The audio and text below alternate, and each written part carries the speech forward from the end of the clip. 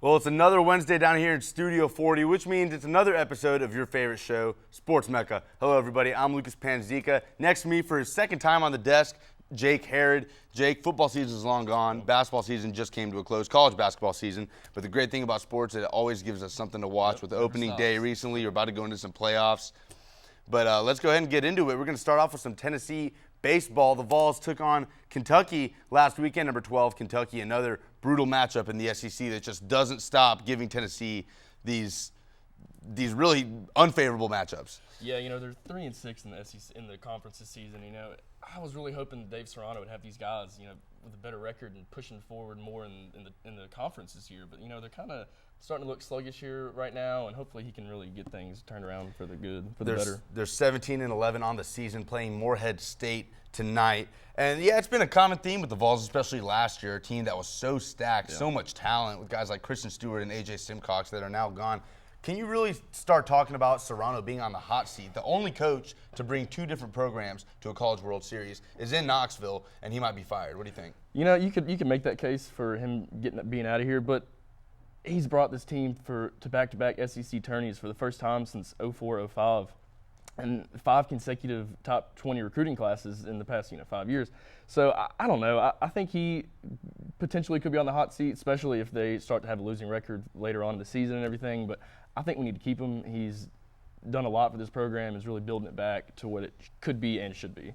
A lot of question marks on this team, especially compared to last year. Offensively, the Vols can hit, but it's on defense where the concerns are. A lot of struggles in terms of relief pitching. Andy Cox pitched 7 innings in the last game in the rubber match against Kentucky and just had no relief. And they're just starting to do this thing where they'll win that first game of the series and then give up those last 2. Yeah, he's got to get some help, especially. Absolutely. So we'll move it along, some more Tennessee sports. As usual, Tennessee football, the Pro Day was last Tuesday, and 17 different Vols appeared in it. Here's Brian Randolph. I mean, this guy had a heck of a day. Definitely he had a great day. I think he helped himself the most out of all the players, especially with that 4.40. 31 bench reps, as you saw there. There's Alex Ellis with his 40. That turned some heads. Marquez North, a guy who obviously hasn't had almost zero offensive production since his freshman year, but just in terms of physical ability, I mean, he's a guy that could possibly get drafted. Yeah, I think he definitely will get drafted, probably like 6th round, maybe 7th round. But if not, he'll definitely be picked up by the team just because of 6'4", 440. I mean, you can't teach size,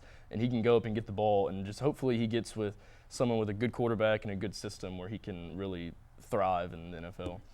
A lot of different Vols were there, even Pig Howard, some guys that weren't even on the team for the tail end of the 2015 season. But Owen Williams, a guy that really not many people were expecting to make noise at the Pro Day, 42 bench reps. 42. I've never seen 42. No, well, me I'm sorry, 2011, I believe, was 47, 49, I think was the record. 49. I mean, 42, that just blew insane. anyone else at the combine It's a out of the strong water. man right there. Absolutely. That's grown man strength. So if any of these guys get picked, I'm just going to bring it down to Brian Randolph, Marquez North, Owen Williams are the 3 probably most likely. If you had to pick one, if any, who would you pick? I would take Randolph.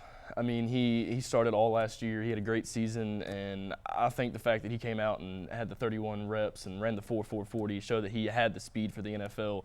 Really opened up a lot of eyes, and I think he'll wind up getting drafted. Last year was the first time in decades the Vols did not have anyone in the draft. Justin Coleman really was Tennessee's only hope. Do you think that could possibly be repeated this year? Do any of these guys just not get drafted? No, I don't think so. I think they kind of break that 1-year little bad streak. I think Randolph will get drafted probably in the 4th or 5th round, something like that. Well, the draft will surely be stocked with more Tennessee players a year from now, but we'll talk about that a little bit later. We're going to go to break. When we come back, still a lot to talk about. Of course, everyone watched the national championship on Monday night, so we'll go over that, so stay with us. The authority on the origins and composition of meteorites and scientist on the first spacecraft missions to Mars is one person, Dr. Hap McSween, distinguished professor at the University of Tennessee. A rock flying through space is also a specialty of Tennessee alum R.A. Dickey, big league knuckleballer and best-selling author. At UT, we appreciate and encourage unique and creative minds. The University of Tennessee. Big Orange, big ideas. My favorite part about being involved and being a part of the Vol family is that we're one Tennessee. Being from Tennessee and being able to go to school at the University of Tennessee was an honor for me. My scholarship means so much to me. It's really a blessing. My message to the Tennessee Fund donors would be just to say thank you for giving me the opportunity to pursue my dreams. We appreciate everything that you guys do for us. Thank you so much. It really does mean a lot to me and my teammates. Vol fans, there's one penalty that is not reviewable. Where's your orange? It's Friday. And you're not wearing orange. You gonna really come out here with no orange on? Do not forget to support your Vols by wearing your orange on Fridays. Got to be kidding me. Show us your orange and avoid getting a penalty flag thrown your way on Big Orange Friday.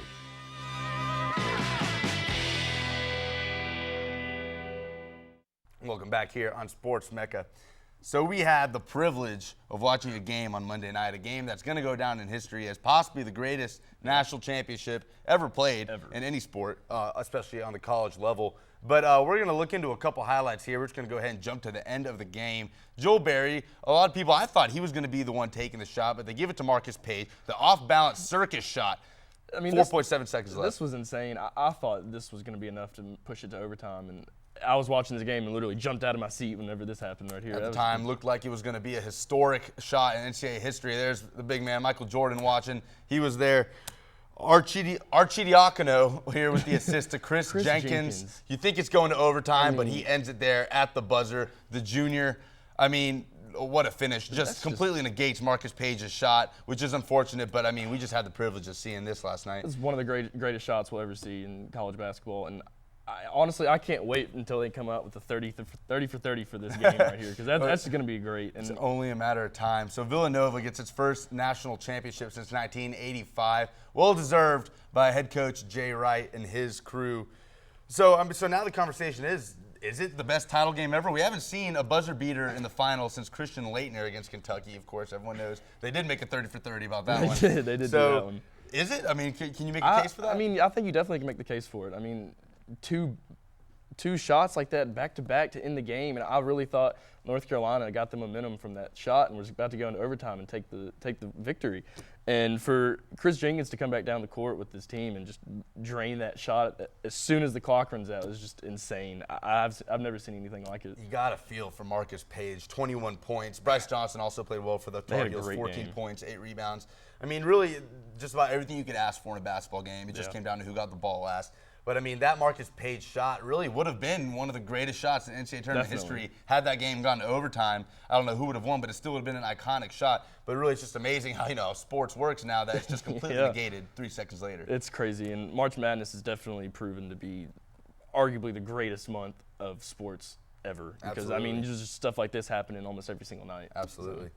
All right, so we're going to move it on to some baseball. So with college basketball ending now, we're going to start with professional baseball. It's finally here. Opening day was on Monday. We're just going to show Bryce Harper, last year's MVP, first at-bat of the year. What does he do? He crushes it.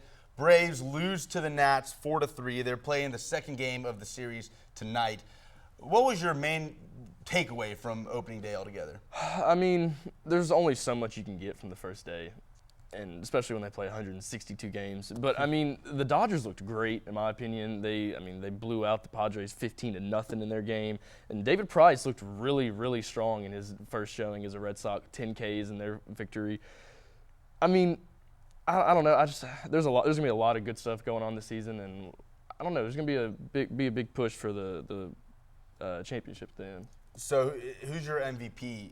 Who's your way too early pick for the MVP? I'm going to have to say Bryce Harper. I mean, he's young. He's probably 22, 23, something like that. I mean, he had a monster season last year. I think he had like 52 home runs, something like that. And I think he's definitely going to continue off that success from last year and just keep it going on into this year. What about you? Yeah, I'm with you. He definitely got off to a good start on Mondays. A few other scores from around the leagues. The Blue Jays beat the Rays 2-1. Royals, defending champions, of course, beat the Mets 4-3. O's 3 over the Twins, who had 2. And the Cubs shut out the Angels 9-0. Is this the Cubs' year? Could it possibly be? You know, right now for me, they're my favorite. I think it's definitely going to be the Cubs' year. I mean, Jason Hayward coming in and, keeping Dexter Fowler, and Jake Arrieta's going to have another monster season like he did last year. I think they're going to break the 100 108-year, 110-year been a curse, while. something like that. I mean, what about you? Who do you think's going to pull through? Man, I don't know. I've thought about this a lot. I love the Royals, but I don't want to pick them to repeat.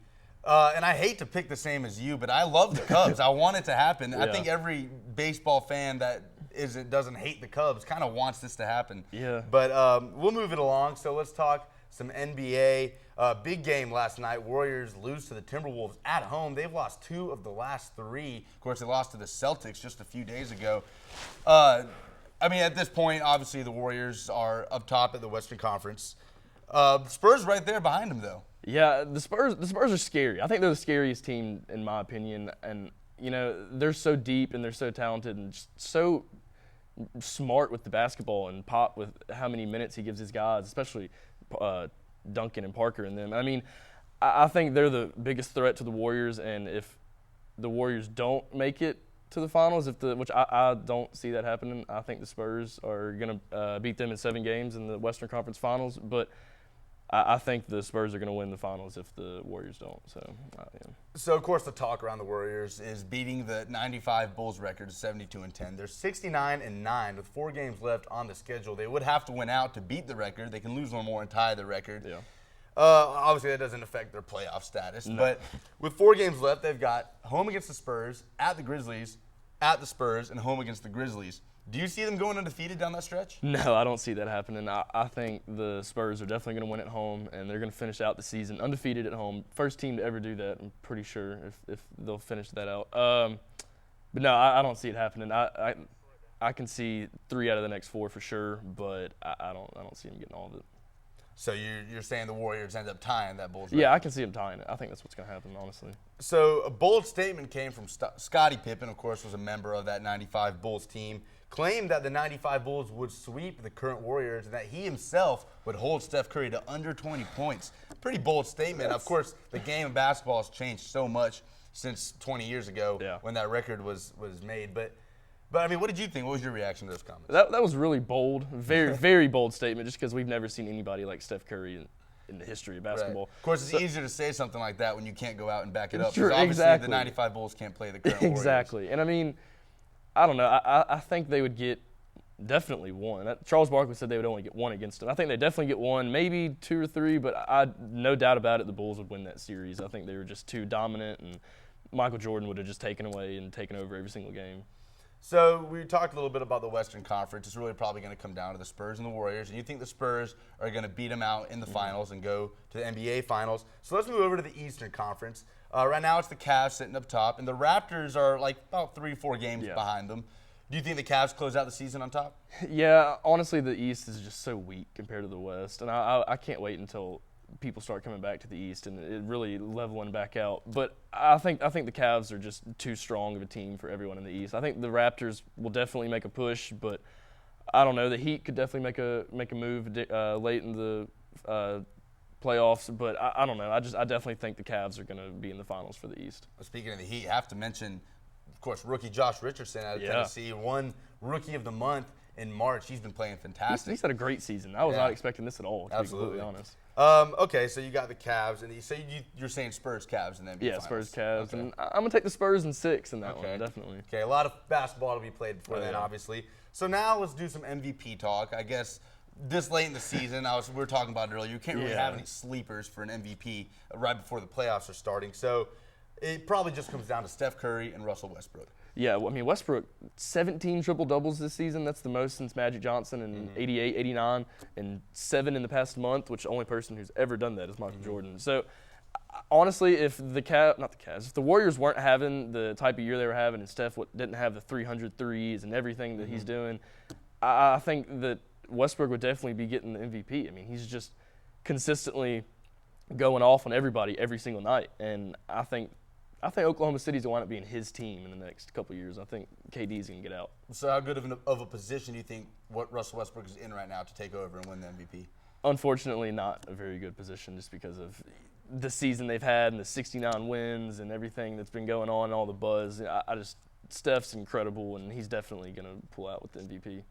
All right, well, we'll move it along a little bit. Very different from basketball. Let's talk a little bit of soccer. Never really get to talk it that much. No, never. To my disappointment. But the U.S. men's national team had a couple huge important hugely important World Cup qualifiers. Of course, the men's national team has not missed a World Cup in 3 decades. They played Guatemala 2 Fridays ago, lost 2-0. But it was a different story last week. That was Dempsey with the first goal of the match. USA needed a win. They were stuck in 3rd in their group in World Cup qualifying. Jeff Cameron netted the second one with a header from that free kick. And then Dempsey with another one. At this point, Zusi with another one. At this point in the game, had been pretty much, USA had run away with it, and then Altidore capped it off, a 4-0 win, a huge win for the U.S. That puts them in 2nd in the group, right behind Trinidad and Tobago for that World Cup qualifying spot. Of course, the first 2 in the group will advance. USA hasn't missed in 3 decades.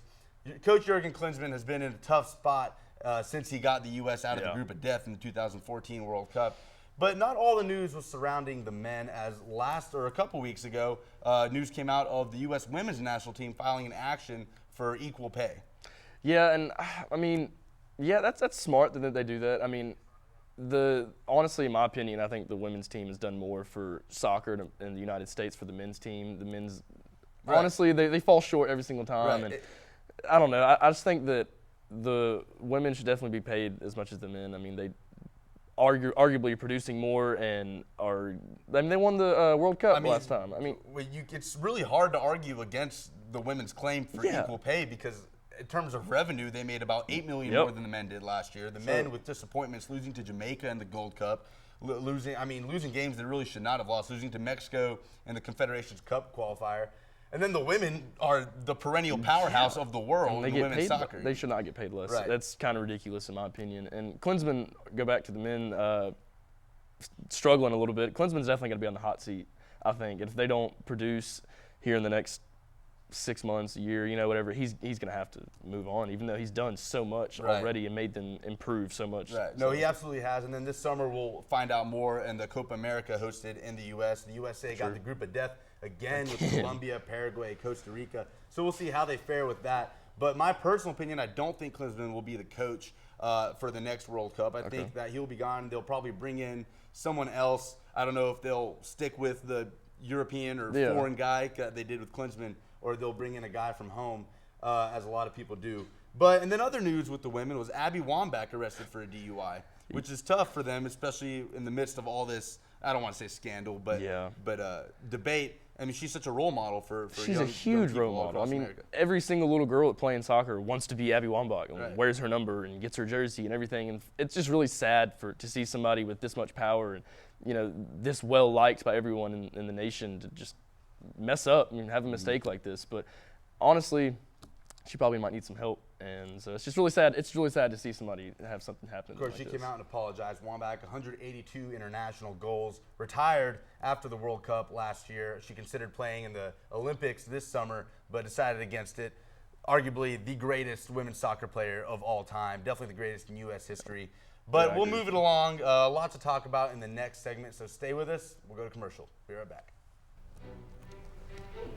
My favorite part about being involved and being a part of the Vol family is that we're one Tennessee. Being from Tennessee and being able to go to school at the University of Tennessee was an honor for me. My scholarship means so much to me. It's really a blessing. My message to the Tennessee Fund donors would be just to say thank you for giving me the opportunity to pursue my dreams.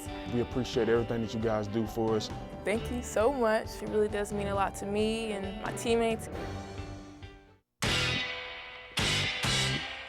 Vol fans, there's one penalty that is not reviewable. Where's your orange? It's Friday. And you're not wearing orange. You gonna really come out here with no orange on? Do not forget to support your Vols by wearing your orange on Fridays. Got to be kidding me. Show us your orange and avoid getting a penalty flag thrown your way on Big Orange Friday.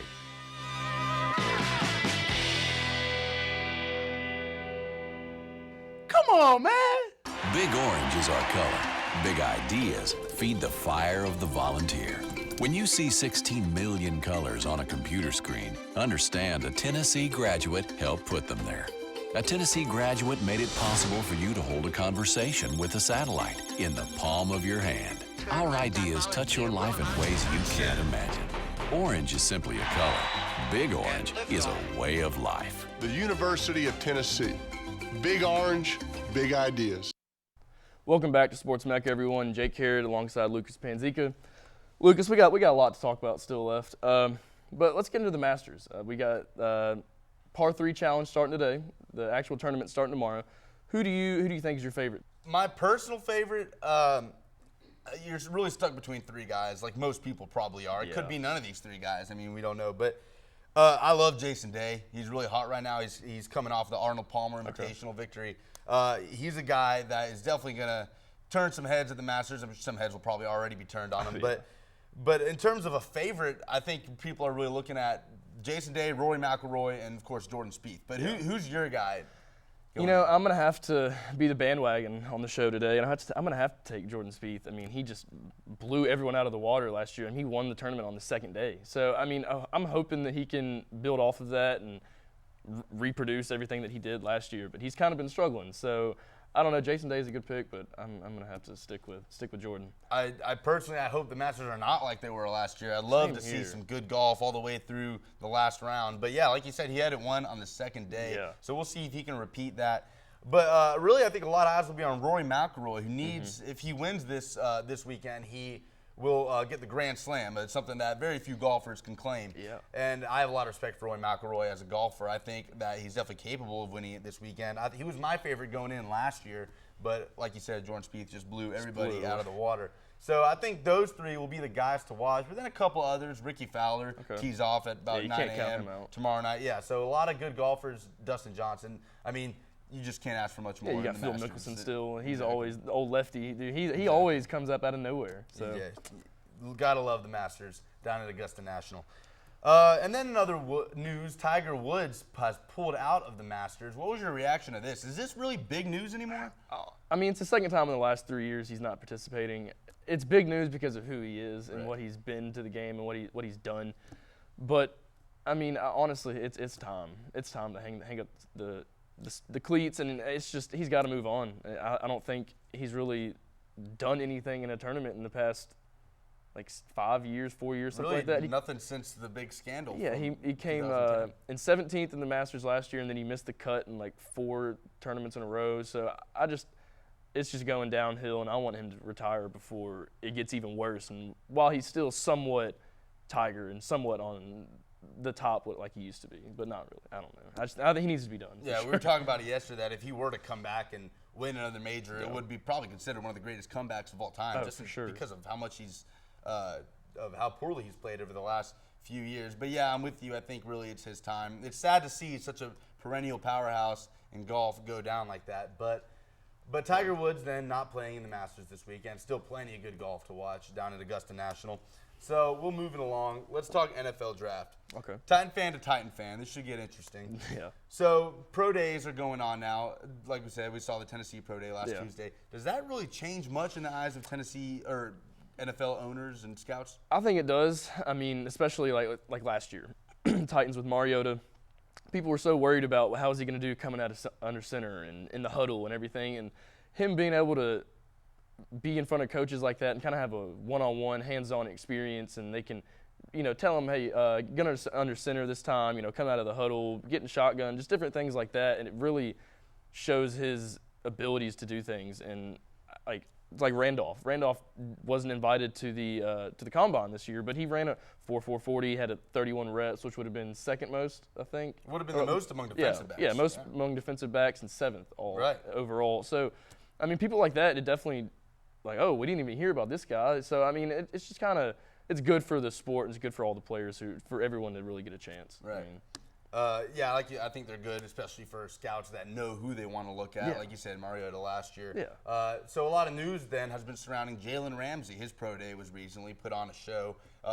Sure, there were plenty of Titan scouts there checking him out. Yeah. So now the number 1 pick, more interesting than it's been in the last couple of years. Last year when it got closer to the draft, I think everyone had a pretty good idea it was going to go Winston 1, Mariota 2. Yeah.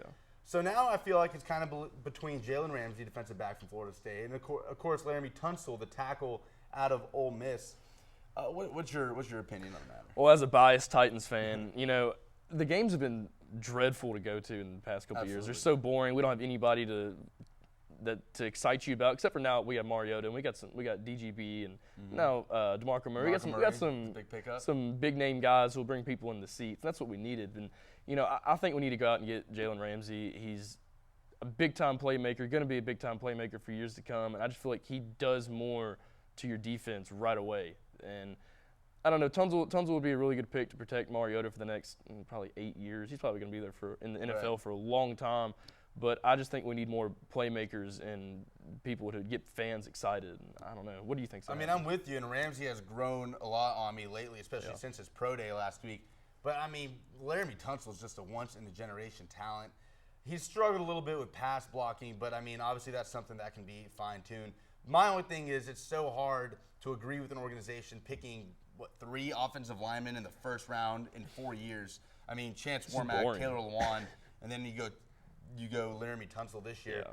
And then Chance Warmack obviously has struggled. Taylor Lewan has not turned out to be cannot pass block. He still has a lot of potential, but so it's tough, man. I mean, I don't know. I love Laramie Tunsil though, and you just got to protect Marcus. Marcus Mariota is the key for the Titans to have any kind of success in the next few years. Yeah, I agree with you, and honestly, I think they're either going to draft Tunsil or I say they'll trade back to probably the 7th pick. Right. 49ers. Do you think John Robinson's main priority right now is going for the trade, or is he really thinking about these two and thinking trade kind of a secondary scenario? I think they're stuck on Tunsil until someone gives them enough picks for them to, all right, we'll trade back. We'll go back. We can plug in someone here at this spot and get another player to make a difference right away. So, I mean, I think they're either going to get Tunsil or trade back to probably the 7th pick to the 49ers.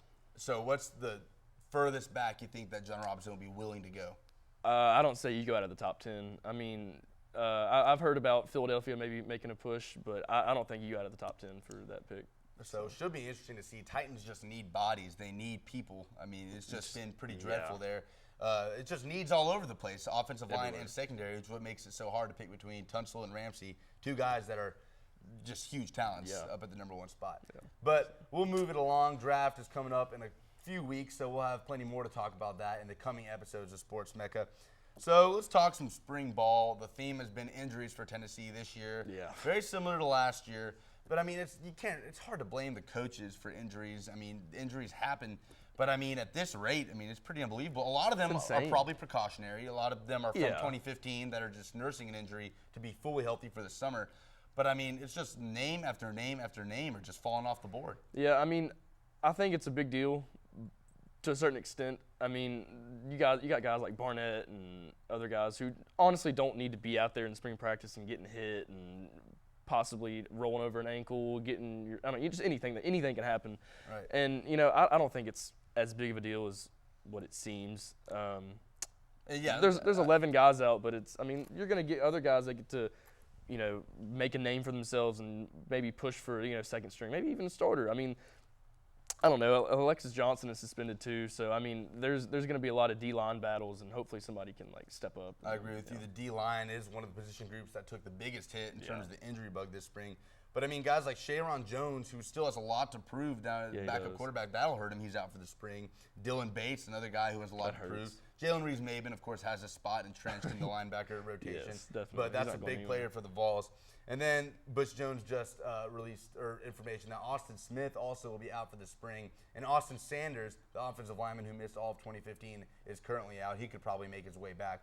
But, yeah, like you said, I agree with you. I think the spring is really just something for guys that have a lot to prove to get that chance. I think some starters like Jalen Hurd, guys like Jalen Reeves-Maben have nothing to prove. Jalen Hurd's probably going to be in a non-contact jersey for 99% he'll probably be wearing green and probably do 2 series and be done. Right, exactly. So, but, I mean, some things you need to look out for, though. I think, especially guys coming off injuries like Rashawn Golden. I mean, he had a spot in the nickel last year and was probably going to have a chance to start at some point. And, to see him go down before the season started, that really hurt. But I think he's going to have a shot to really make a name for himself again this year. Real quick, what's the one thing that you're looking for in the Vol spring game in 2 weeks? I think Golden coming back, and I think just the D-line fight that's going to be going on, the battles. Because, I mean, there's a bunch of guys they have really talented, and I think they all have a chance to play at some point. So I'm with you. For me, it's Jason Crew moving to tight end. He could be a freak over there. He could be an O.J. Howard type player, create huge mismatches for the Vols in 2016.